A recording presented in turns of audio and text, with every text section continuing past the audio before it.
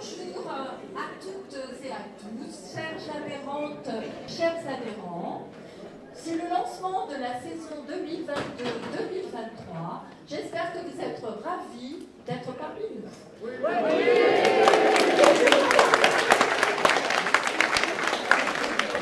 Ah bah écoutez les amis, quel plaisir d'être accueillis comme ça. Nous sommes à l'université du temps libre de La Rochelle. Et alors s'il est un endroit où on a le sens de la famille, c'est bien ici. Alors la famille pour les besoins de la qualité des liens amicaux qu'on peut tisser dans la vie, c'est l'essentiel. Et puis la famille parce que tout simplement c'est un vaste programme que construisent à longueur d'année nos amis de l'université du temps libre. Qui sont ces gens? Plutôt des têtes blanches, plutôt des gens qui ont du temps libre, qui se le prennent, en tout cas qui se cultivent beaucoup, qui voyagent, qui font du sport. Ils n'imaginent pas une seconde vivre les uns sans les autres. Madame la Présidente Edith Rick, bonjour. Bonjour. Bon, Edith, c'est un vrai plaisir de vous voir. Il y a un an, vous étiez juste nommée présidente. Un an après, vous avez écoulé une saison. Ça s'est pas mal passé, j'ai cru comprendre. Ça s'est très bien passé.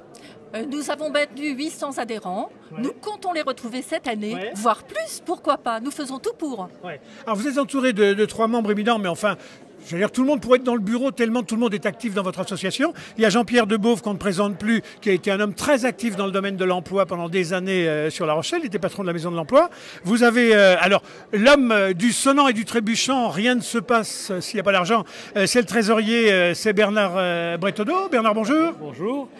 Oui. Soyez le bienvenu. Eh ben, je vous remercie. Et puis alors vous avez alors j'allais dire un petit jeune à côté des autres, Francis Morin, qui a été pendant des années à la coursive ici et qui en retraite décide de continuer de donner du temps pour nourrir les neurones et faire de nous des gens pas secs, mais des gens bien humectés de culture. Voilà. Bonjour.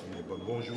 Merci pour le placement jeune. Voilà. Alors dites-moi. Université du temps libre, il y a des tas de gens qui ne connaissent rien, qui disent ça doit être un ramassis de feignants. Qu'est-ce que c'est que les gens qui constituent l'université du temps libre? Il y a université et il y a temps libre.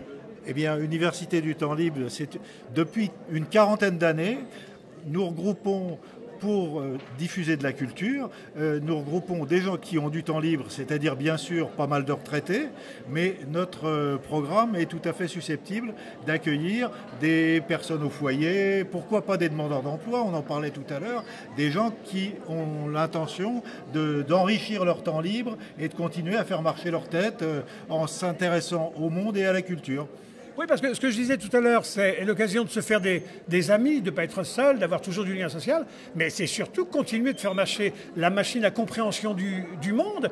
Et alors, parmi les activités que vous pilotez, on va voir, il y en a un certain nombre, il y a beaucoup de conférences, je crois qu'il y a 92 conférences à l'année, dont 52 de culture générale. C'est quoi les thèmes de ces conférences ?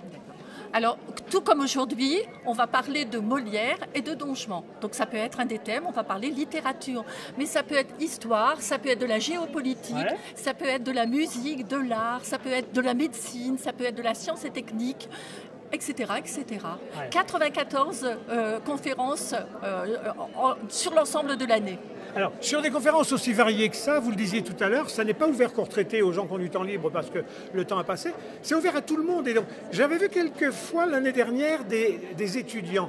Quand les sujets sont variés comme ça et qu'on vient remplir ces neurones, vous ouvrez les portes à plus large et ça, c'est bien. Tout à fait. C'est-à-dire que ces conférences sont accessibles aux étudiants gratuitement. Oui. Oui. Et alors moi, je suis bon, imaginons que je travaille, j'ai mon petit boulot, je suis commerçant, j'ai envie de venir parce que ça me plaît ce que vous faites. Je peux venir à un rendez-vous sans pour autant être membre de l'association? C'est vrai. C'est-à-dire que même si vous n'êtes pas adhérent, vous allez avoir une place pour le montant d'un ticket de cinéma. Bon, c'est bon.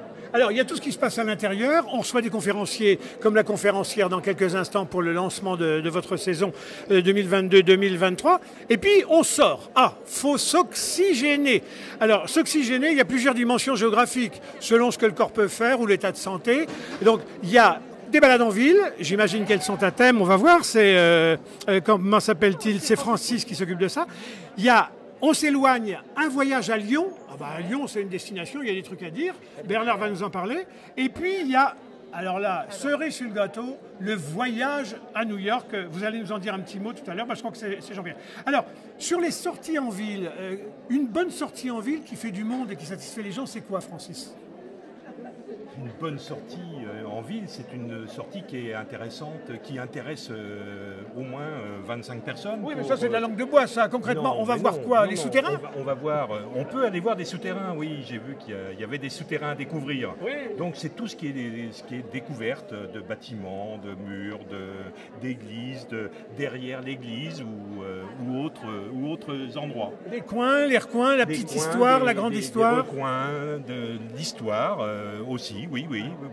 Alors, Bernard, il y a un grand voyage, là c'est à Lyon. Alors, pourquoi vous avez choisi Lyon et qu'est-ce qu'il va y avoir de particulier à voir à Lyon? Bien parce que Lyon c'est une ville tout à fait intéressante et qui une histoire passionnante qui date bien avant les Romains et surtout on va découvrir le Beaujolais qui l'environne. Oui.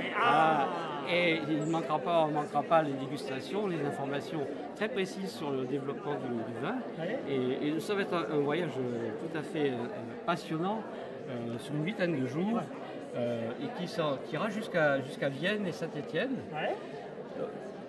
Un programme tellement fourni, tellement intéressant qu'il faudrait que vous m'accordiez presque 2 heures pour que je puisse en parler. Madame la Présidente, une bonne association, il a raison, votre trésorier, même si c'est lui qui tient les sous, il faut qu'on boive des coups si on ne boit pas des coups. Alors là, je vois que vous avez choisi à l'international une destination sur le thème de la gastronomie, vous allez être servi. Aller à New York pour boire du Coca-Cola, ne me dites pas que ça a été la motivation de l'organisation de ce voyage. Non, ce n'est pas la motivation en effet. C'est dans le cadre du cycle Histoire de l'art que ce voyage se fait.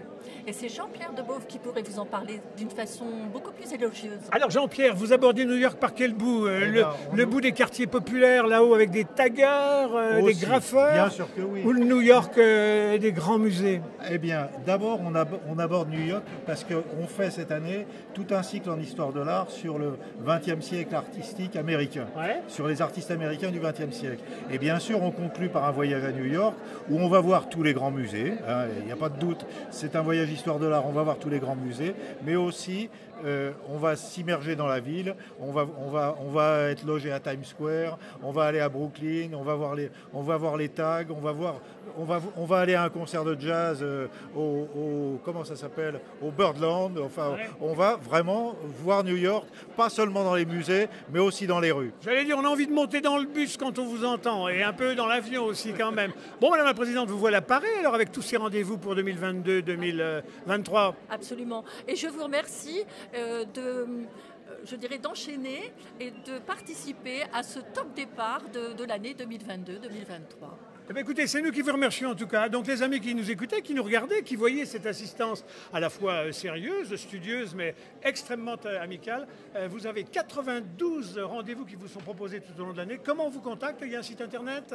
Bien sûr, il y a un site internet. Toutes les coordonnées sont sur ce site internet. Alors retenez bien, Université du temps libre, que du bonheur. Et puis on peut peut-être faire réapplaudir les gens, je ne sais pas, c'est vachement sympa. On repart comme on est venu sur la pointe des pieds. Nous avons un slogan avec l'Université du temps libre La Rochelle, cultivons ensemble notre temps libre. Oh bah écoutez les amis, les neurones vont être contents, enfin chez ceux qui ne les ont pas cultivés jusqu'à présent.